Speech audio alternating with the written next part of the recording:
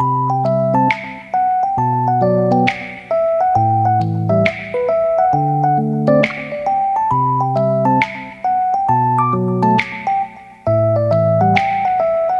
दोस्तों, good evening, सत श्री अकाल, आदाब, नमस्कार, वणक्कम एंड जय हिंद।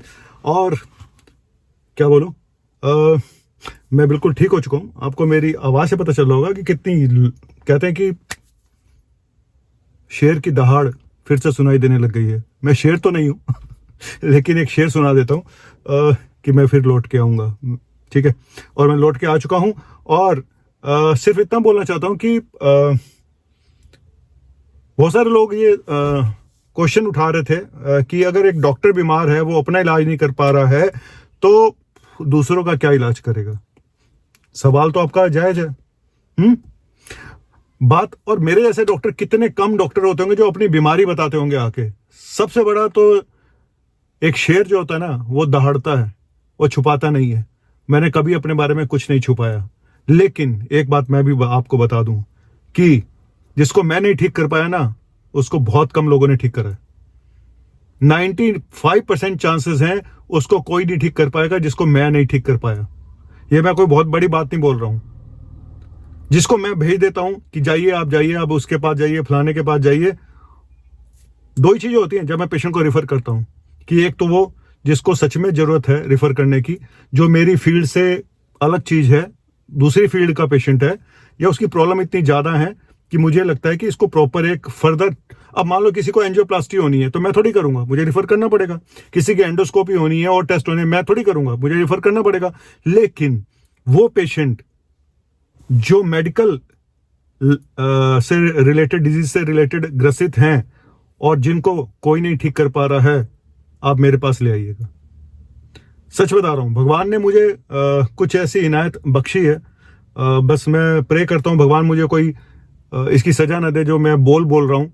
कि मैंने बोला था कि नवनीत काल्ला को सिर्फ नवनीत काल्ला ही ठीक कर सकता है। ऐसा नहीं है कि भाई मेरी 3 महीने से बीमारी चल रही थी, मैंने बड़े से बड़े डॉक्टर को कंसल्ट किया, सबने हार मान ली। सब बोलते हैं ये तो ऐसे ही रहेगा, ये तो ऐसे ही रहेगा, इसका कोई इलाज नहीं है, एच पाइलोराई तो ठीक होता ही नहीं है, फलाना ठीक होता ही नहीं है।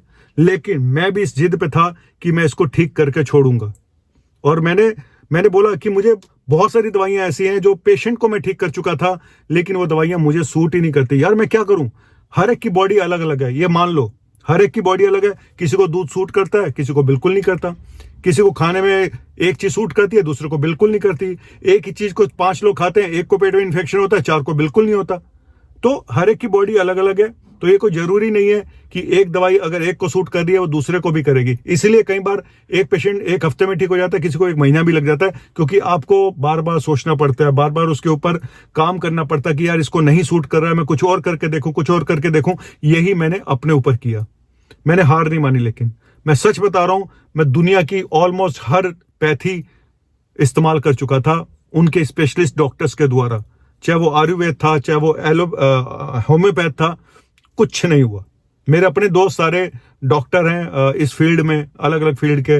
लेकिन मुझे इस बात का पता था कि नवनीत, सिर्फ तू ही अपने आप को ठीक कर सकता है और कोई नहीं कर सकता। लेकिन पॉजिटिव थॉट को, पॉजिटिव सोच के साथ आपको रहना पड़ेगा।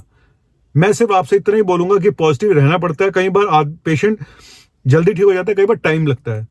तो मैंने अगर किसी पेशेंट को रिफर कर दिया, स्पेशली अगर वो, कई बार पेशेंट को पास पेशेंस ही नहीं होता, उसको लगता है कि डॉक्टर को पहली बार गए, दिखाया, नहीं आराम आया, 10 दिन में दूसरे के पास चले गए, तीसरे के पास चले गए। और ये स्पेशली तब होता है जब ये बीमारियां आपके दिमाग से लिंक्ड हो, आपकी पेट, और मैं बार बार बोलता हूं गट और ब्रेन का एक रिलेशन है, एक ऐसा रिलेशन है जिसका इलाज कर पाना बहुत मुश्किल होता है लोगों के लिए। लोग एंटी डिप्रेसेंट लिखते हैं, एंटी साइकोटिक देते हैं, तब भी पेशेंट ठीक नहीं होते, क्योंकि एक बहुत ही सेंसिटिव ये एक्सेस होती है जहां पे एक ही मेडिसिन आपको जरा सा ठीक भी कर सकती है और खराब भी कर सकती है। तो चलिए, मैं बोलता हूं कि अगर आपको पेट की प्रॉब्लम्स है, आईबीएस है, गैस्ट्रो प्रॉब्लम्स है, तो भाई मेरे पास जरूर आइएगा। मैं अपनी पूरी कोशिश करूंगा आपको ठीक करने की। हाँ, मैं भगवान नहीं हूं, मैं फिर बोलता हूं मैं भगवान नहीं हूं कि मैं आपको 100% गारंटी दूं।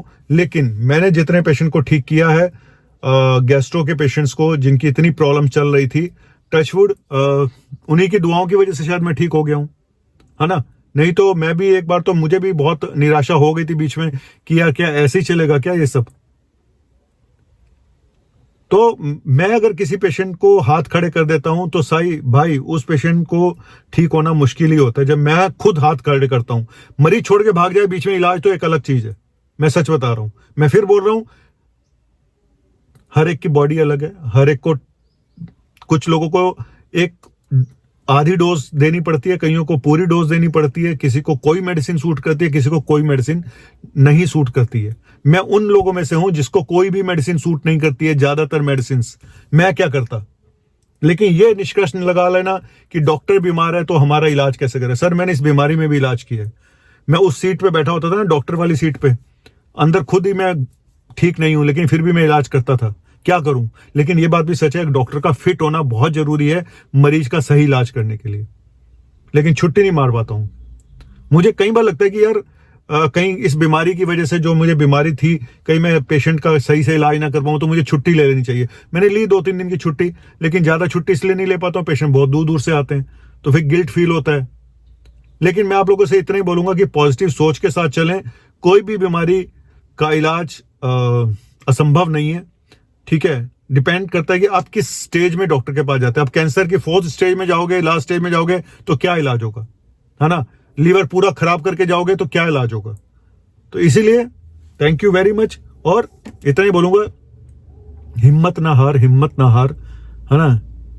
फकीरा चल चला चल, फकीरा चल चला चल, हो सुन के तेरी पुकार, टन टन टन टन टन टन टन टन, है ना। फकीरा चल चला चल, फकीरा चल चला चल। तो मैं तो फकीर हूं भाई, ऐसे ही आया हूं, ऐसे ही चला जाऊंगा। अब मेरा स्टैंड अप कॉमेडी शो पे ध्यान दे रहा हूं, तो जिसको मैं बहुत जल्दी लेकर आऊंगा अपने ऑफलाइन में शो करूंगा। वो एक अलग चीज है, डॉक्टरी पेशा एक अलग चीज है। इनको जोड़ के मत देखें। मैं जितना अच्छा डॉक्टर हूं, और अगर मैं इतना ही अच्छा अपना, जो मेरी हॉबी है, मैं बार बार बोलता हूं कि अपने अंदर के बच्चे को मरने मत दो। सच बता रहा हूं, अपने अंदर के बच्चे को मरने मत दो। जो भी हॉबीज हैं उसको आखिरी दम तक अपनाए रखो, तभी आप फिट रहोगे। मेंटल फिटनेस बहुत जरूरी है दोस्त, फिजिकल फिटनेस से। बस, शुक्रिया। तो चलता हूं, चलते चलते यूं ही रुक जाता हूं मैं, बैठे बैठे कहीं खो जाता हूं ना। क्या करूं यार, अंदर एक एक्टर जो छुपा हुआ है। बाय।